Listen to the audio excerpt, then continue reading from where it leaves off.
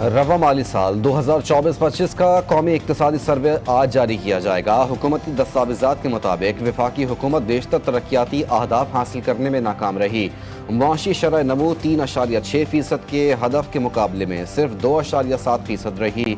ज़राई और खिदमात के शोबे में भी मुकर्ररा अहदाफ हासिल ना कर सके। ताहम सनती शोबे ने बेहतर कारकर्दगी दिखाई और 4.4% के हदफ के मुकाबले 4.8% तरक्की रिकॉर्ड की गई। मजमूई सरमायाकारी, फिक्स्ड और प्राइवेट इन्वेस्टमेंट भी अहदाफ से कम रही, जबकि कौमी औसत शरह सिर्फ 5% रही। पहले 9 माह में मजमूई आमदनी में 36.7% इजाफा हुआ। बजट खसारा 23.9% कम हुआ और प्राइमरी बैलेंस में 114% से ज्यादा बेहतरी देखी गई।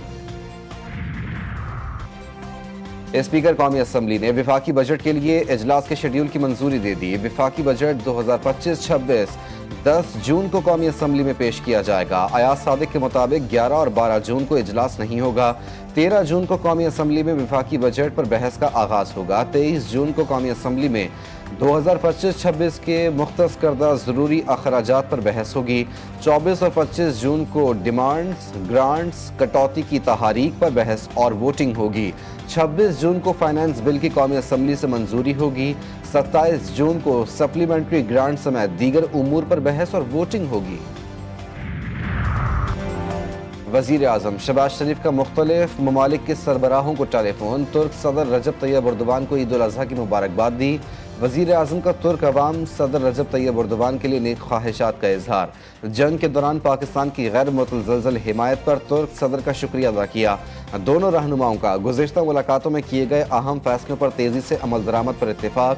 वज़ीर आज़म की काज़ाकिस्तान के सदर और अवाम को ईद उल अज़हा की मुबारकबाद। दोनों रहनुमाओं का दो तरफ़ा ताल्लुकात पर तबादला ख्याल। दोनों रहनुमाओं को दो तरफ़ा ताउन को बढ़ाने के अज़्म का इरादा।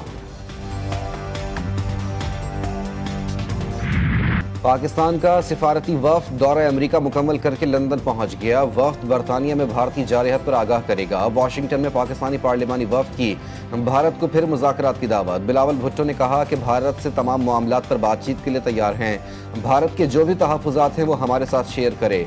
भारत पानी को बतौर हथियार इस्तेमाल कर रहा है। 24 करोड़ पाकिस्तानियों का पानी रोकने का इक़दाम जारहत है।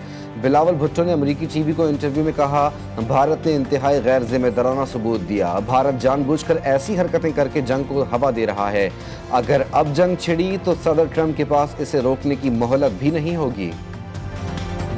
ने जो पाकिस्तान को इज्जत दी और वज़ीर आज़म शहबाज शरीफ की क़यादत में फील्ड मार्शल सईद आसिम मुनीर की हिकमत अमली के तहत जो उन्होंने अपना किरदार अदा किया, तो अल्लाह ताला ने पाकिस्तान को, पाकिस्तानियों को दुनिया भर में एक इज़्ज़त दी है। अल्लाह ताला ने पाकिस्तान को बड़ी इज्जत से नवाजा। फील्ड मार्शल की हिकमत अमली से भारतीय जारहत का मुंह तोड़ जवाब दिया। विफाकी वज़ीर इत्तलात अता तारड़ की मीडिया से गुफ्तगू। कहा, वज़ीर आज़म के दोस्त मुल्कों के सरबराहान से टेलीफोनिक राब्ते हुए। पाक भारत कशीदगी के दौरान दोस्त मुल्कों ने पाकिस्तान की भरपूर हिमायत की।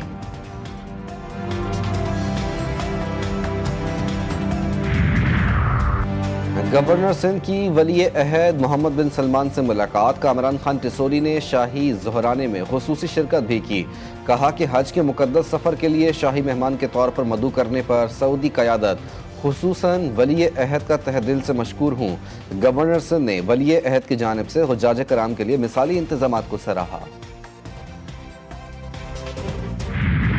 मुल्क भर में ईद उल अज़हा का आज तीसरा रोज़। अल्लाह की राह में आज भी लाखों जानवर कुर्बान किए जाएंगे। ईद का दूसरा रोज़ भी मजहबी जोश व खरोश, जज्बा ईसार और समाजी हम आहंगी के साथ मनाया गया।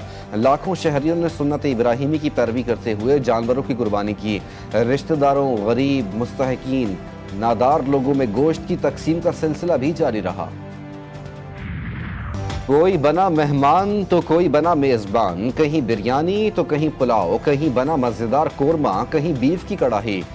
रिश्तेदारों ने खूब दावत उड़ाई। ईद कुर्बान का दूसरा रोज़ भी बारबेक्यू के नाम। कहीं छत पर हुआ एहतमाम तो किसी ने घर के लॉन में महफिल सजाई।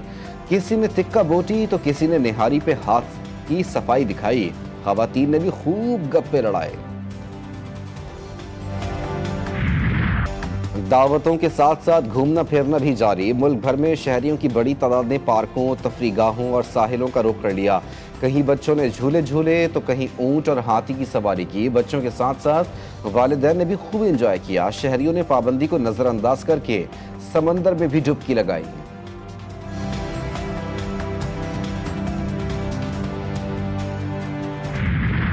कल से सड़क पर ही घूम रहा हूँ। बाकी लोगों को तो ये फुर्सत और इशरत हासिल है कि वो ठंडी मशीन वाले कमरे में बैठकर इल्जामात की मनफी सियासत कर सकें। आज ईद उल अज़हा का दूसरा दिन है। हमने कराची के 7 अजला में और 25 के 25 टाउन्स में अपने कलेक्शन पॉइंट्स बनाए। अभी तक कराची शहर से 37,547 टन आलाइशें हम कराची के 25 टाउन से उठाकर कराची की 3 लैंडफिल साइट जो हमारी हैं वहाँ उनको मुंतकिल किया है। मेयर कराची और बल्दियाती इदारों के दावे धरे के धरे। शहर के मुख्तलिफ इलाकों में गंदगी और गलाजत ने शहरियों का जीना दूभर कर दिया। जगह जगह आलाइशें जमा होने से बदबू और ताफुन से मुख्तलिफ बीमारियां फैलने का खदशा। मुर्तज़ा वहाब का 2 दिन में 37,000 टन से ज़ायद आलाइशें उठाने का दावा। कहते हैं कराची के तमाम अजला और टाउन्स में कलेक्शन पॉइंट्स बनाए गए हैं। शहर की बड़ी शाहराहें धोने का फैसला किया गया है। एसी कमरों में बैठकर तनकीद करना बड़ा आसान है। शहर का जो हाल एनक्यूएम ने किया वो सबको पता है। शहर में सफाई के निज़ाम में मजीद बेहतरी लाई जा रही है।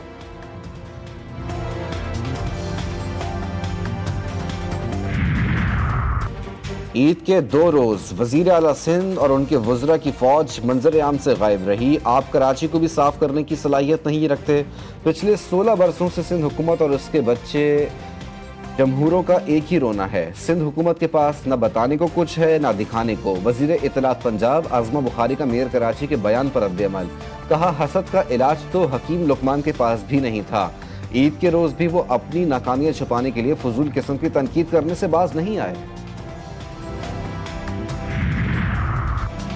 सफाई मुहिम पंजाब एक बार फिर बाजी ले गया। वजीर आला पंजाब की निगरानी में आलाइशें उठाने के लिए सूबे के 10 डिविजन्स में ऑपरेशन क्लीन अप जारी। पहली बार पंजाब में कलेक्शन पॉइंट्स बना दिए गए। शहरियों में लाखों थैले भी तकसीम। आलाइशें उठाने के बाद सड़कों पर अरके गुलाब का छिड़काव। वजीर आला पंजाब कहती हैं, गली मोहल्ले चौक चौराहे साफ नजर आने चाहिए।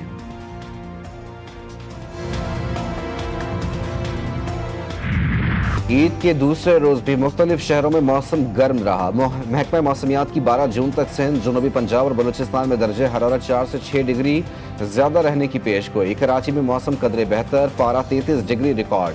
वक्फे वक्फे से तेज हवाएं चलने से मौसम में तब्दीली। गिलगित बल्तिस्तान और बलाई खैबर पख्तूनख्वा के चंद मकामात पर बारिश मुतवक्के।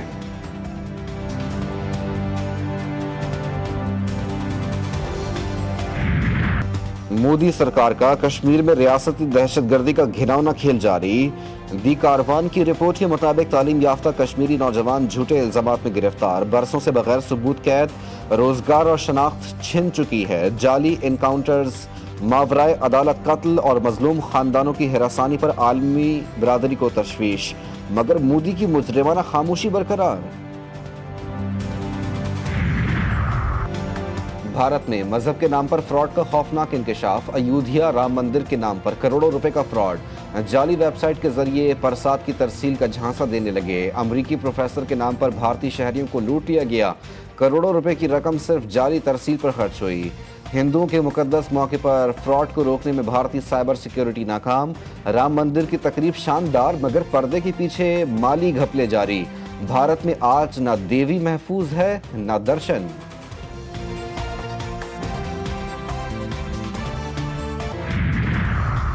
इसराइल की जौहरी तनसीबात से मुतालिक हज़ारों हसास दस्तावेज़ात ईरान के हाथ लग गईं। ईरान ने इसराइली हसास दस्तावेज़ात को कीमती खजाना करार दे दिया। ईरान का इसराइल की हसास दस्तावेज़ात जल्द मंजर आम पर लाने का ऐलान।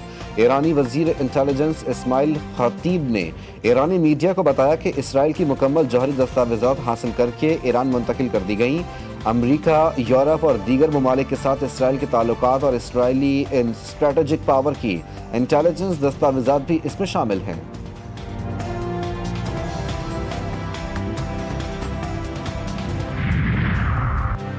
जदीद क्रिकेट में स्पेशलिस्ट बैटर्स का फार्मूला नाकाम हो चुका। अब हमें ऐसे हिटर्स चाहिए जो कम गेंदों पर ज्यादा से ज्यादा रन्स बनाएं और सूरत हाल के मुताबिक खेलें।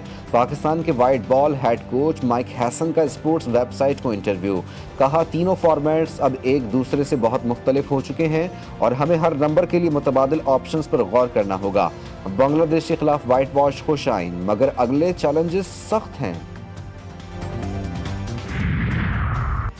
पाकिस्तानी रेसलर अतहर जाहिद ने भारतीय रॉकर को शिकस्त दे दी। 29 साल अतहर जाहिद ने भारतीय रॉकर सम्राट वीरेंद्रा को शिकस्त दी। अतहर जाहिद ने इंटरनेशनल रेसलिंग ग्रैंड इवेंट में अपने एजाज का दिफा किया। कहा कि काठमांडू में भारत के खिलाफ कामयाबी ईद का तोहफा है। भारतीय रेसलर के खिलाफ फाइट में जख्मी भी हुआ। इंटरनेशनल टाइटल जीतकर पाकिस्तान आ रहा हूं। और 400 साल से जारी तलाश, मौत से जिंदगी का सफर, एक्शन, थ्रिल, एडवेंचर और जुनून की अनोखी कहानी। फिल्म ड्रैकुला 30 जुलाई को रिलीज की जाएगी। ट्रेलर ने आते ही धूम मचा दी।